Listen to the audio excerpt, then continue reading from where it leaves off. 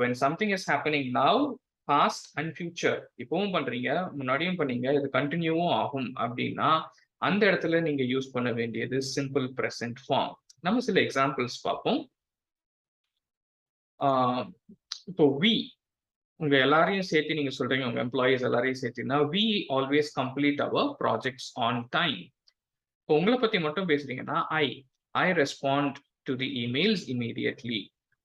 வேற யாரையாவதுன்னா Janet sends the reports on Fridays.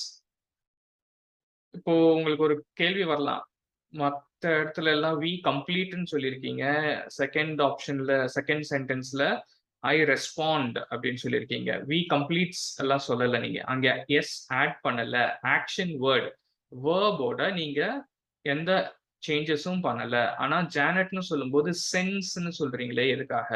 சென்ட்னு மட்டும் எழுதுனா பத்தாதா அப்படின்னு உங்களுக்கு ஒரு